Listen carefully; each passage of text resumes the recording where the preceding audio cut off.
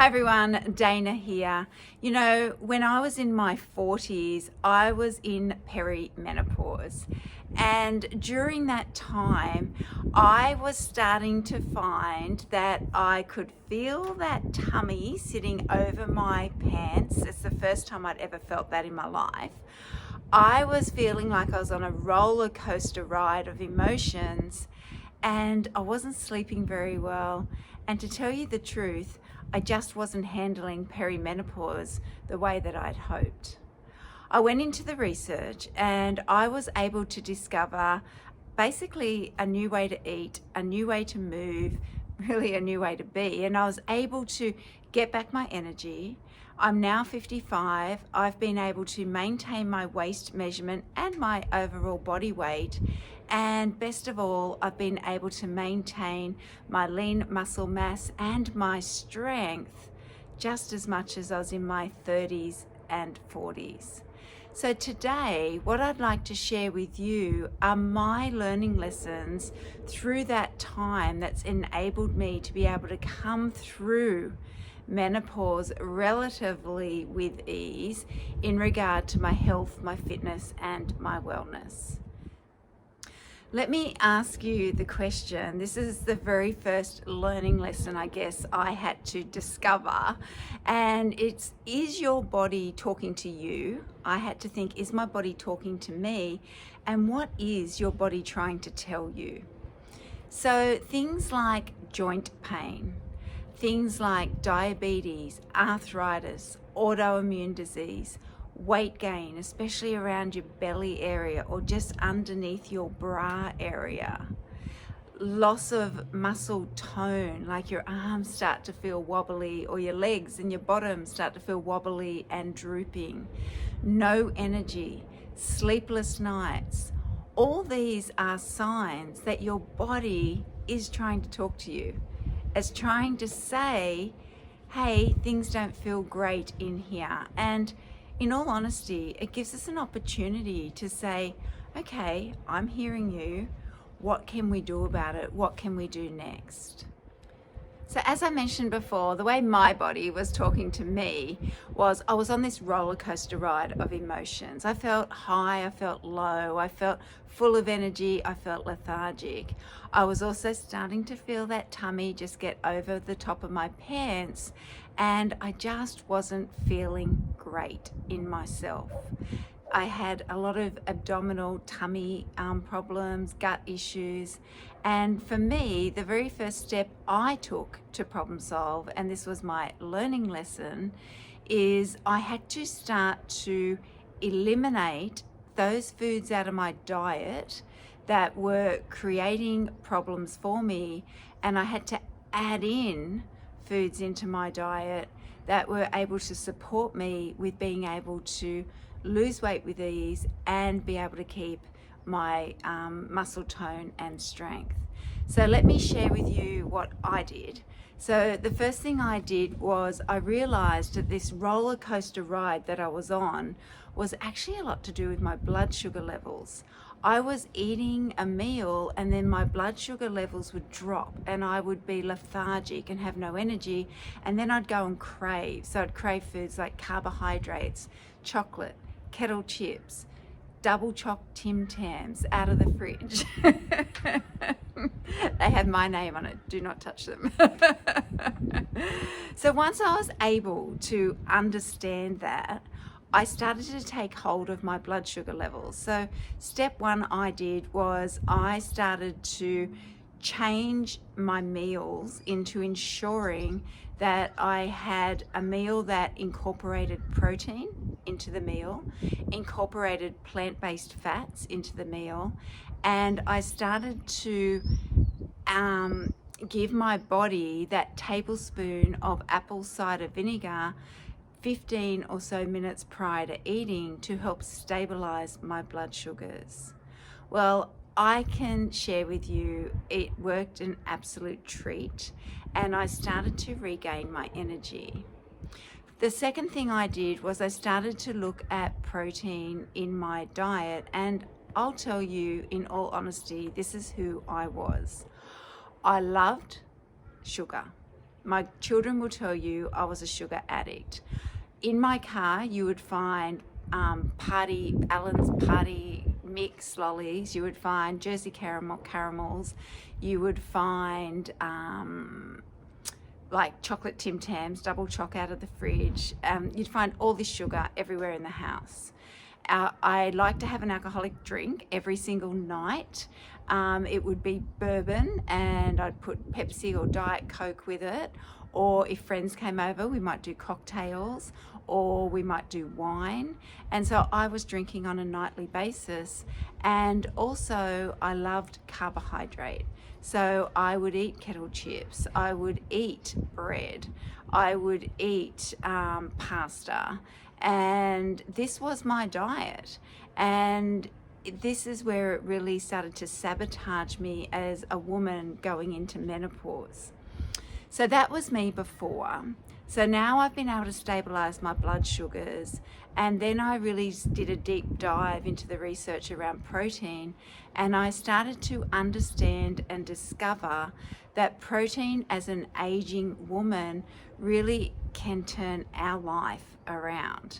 And the way that it does that is that, especially if we're eating animal protein, we are absorbing what we call all the essential amino acids that go into our body and help us to be able to not only maintain but even regain the muscle strength that we have been losing as we started to get over the age of 35. So my next step was, okay, let's get protein back into my life, and I started to do that on a regular basis. What I noticed with that was that it really helped me be able to keep my metabolism going at a really great rate. So having a really good metabolism helped me to be able to lose that little bit of tummy fat that I had with ease. So that was a great thing also. The last thing that I did in regard to my food was I wanted to reduce inflammation in my body. So inflammation came in the form of those carbohydrates and alcohol that I was telling you about. So it was things like the kettle chips had to become a treat rather than a daily, or the biscuits and dip. I used to have French onion dip, girls. So that daily behavior had to become more a treat every now and again. Things like the lollies had to go. Things like the double choc Tim Tam had to go. And I'll be honest, it was a process that probably took me 2 years to be able to really nail it well, and it was a practice. But once I was able to reduce the inflammation in my body, and I was able to have that feeling of less joint pain. I had no joint pain. I was a runner, and my knees would often feel inflamed and sore, and my body inflamed. Well, I lost all joint pain. So my body started to feel like it had more movement and allowed me to continue into doing the exercises that I so much loved. So my learning lessons there to start with was to stabilize my blood sugars, to increase my protein, and last but not least, to reduce inflammation in my body. The next step that I'd like to share with you in my learning lessons is around movement. And so back in the day, I was like most women, I loved cardio. And cardio came in the form of running, aerobics, the stepper, stepping classes, you know, all those good things that we love, to music and makes us feel absolute wonderful. What I realized was I'd always loved to weight train as well. I've been weight training since I was 26 years old on a regular basis. But I realized as I started to go into menopause that I'd become a bit lax, I guess, in progression, because, I was lacking energy, and you start to get these limiting beliefs. I'm getting older, it's time to slow down. And so I certainly wasn't pushing my limits in regard to my lifting of weights and resistant training. If anything, I was regressing rather than progressing, or just doing the same thing week in and week out, doing the same thing week in and week out. So when I started to go through menopause and I'd had these symptoms like I was telling you about, I started to do a bit of a deep dive into exercise and what that meant for perimenopausal and menopausal women. And I started to discover that if you were able to get back your lean muscle mass and your muscle strength, not only did you speed up your metabolism, which made it easier to lose weight, but your body started to act in a younger way, because your body was feeling younger because it was holding more lean muscle mass, so it was starting to act younger. So what that meant was I was able to get back my body shape, I was able to get back my strength, I was able to get back my tone, and I was able to regain energy, because the more strength and muscle mass you have in your body, the more powerhouses you have in your body, and it just gives you a good feeling of vitality and energy and ready to rock and roll through your day. So in regard to the progressing of my weights, I did have to push my limits, and I was an experienced lifter, so I'd had over 20 years experience at this point, so I never ever recommend that anybody go straight into doing that, but I do recommend that you do make a start at wherever your starting point is, and your body will just eat it up to start with. You'll just get amazing results, and then in just a short period of time you'll start to realize that it's time for me to progress. It's time for me to push my boundaries. It's time for me to up the ante. And you too will start to feel that your body feels tight. It feels toned. It feels strong. And it has a feeling through your core that allows you to get back your posture. And so then you start to reduce your risk of things like injuries, neck pain, shoulder pain, lower back pain, knee pain, all those different pains that we start to get as we get older, because now that you are standing posturally correct, your muscles are all working as they should be in balance, and it really does set you up for an easier time as you age and go through this fun journey of menopause. So what else did it do for me? Being able to strengthen my pelvic floor. I was able to discover that my pelvic floor was actually constantly contracted because I am a Pilates instructor. And so what that meant was I'd actually created a pelvic floor weakness because of tightness. And so I had to discover how to release my pelvic floor to enable me to be able to contract, release, to be able to get the strength.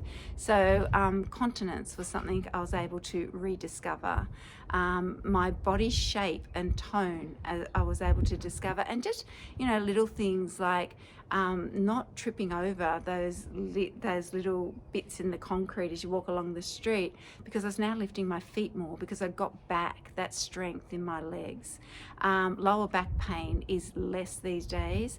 Every now and again it still does go out, but it is often my body talking to me saying, hey Dana, have you been looking after your stretching side of the program? So my learning lesson was that I must put resistance training at the forefront of my training program. I still enjoy running, I still enjoy cardio, and I will never stop that. But it's become secondary to my resistant training. So resistance is number one, and it's creating my body to feel and act younger. And number two is my cardio, getting my steps in every day, doing what we call non-exercise activity. So getting lots of just movement through my body, keeping my body moving on a daily basis. I'm looking after my stretching and I'm looking after my core, but girls, my learning lesson is women must lift. We must lift. And that was my learning lesson.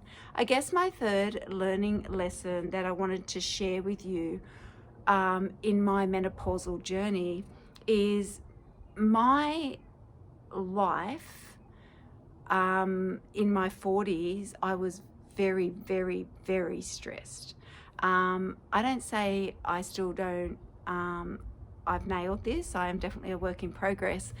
But this is my lesson, is when my body is overly stressed and I'm full of worry and anxiety, and I don't have the tools to be able to bring myself back into rest and repair, it sets me up for failure in so many ways. It sets me up for sleepless nights. And when you are sleeping overnight, in our age group, our body is repairing. It's like magic. And so it's important that we get our sleep cycles in. But if we're constantly got the worry and we don't know how to reduce that, it really sets us up for failure in that area. It also set me up that I wasn't finding any joy in my life.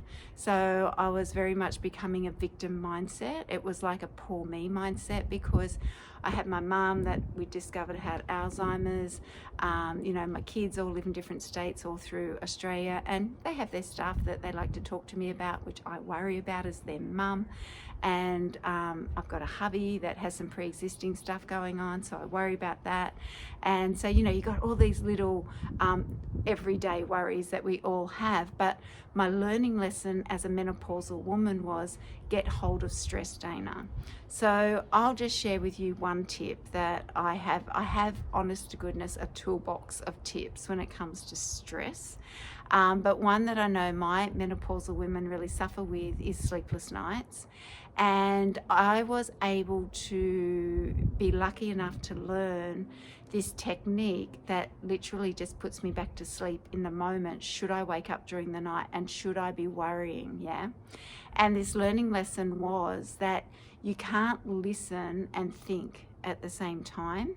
So wherever you are, if you bring your awareness when you're awake in the middle of the night to what you can hear. So in my 40s, I was able to hear the ocean because that's where we lived. And that literally, if I would bring my awareness to the ocean, I couldn't be thinking and my body would naturally go back to sleep.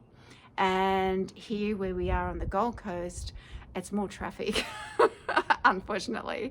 But if I have put an ear out, I can actually hear traffic. We've got quite a big main road quite near us, and I can literally hear it any time of night. So bringing my awareness to just listening to the traffic stops the thoughts and bang, straight back to sleep.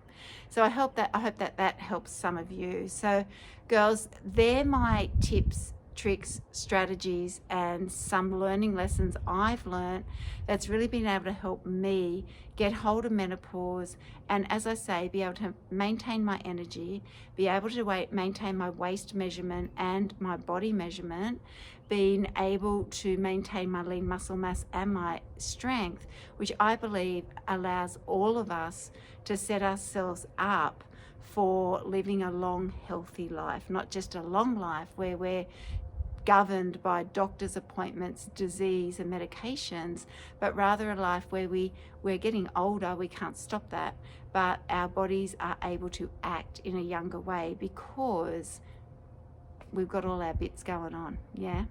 Alrighty, well, I hope that's been helpful. Do reach out if you need any assistance. We are here for you. And if you want to find out more about how to get in contact with me, just go to my website, www.danaeden.com.au. Alrighty, thanks for listening. Take care.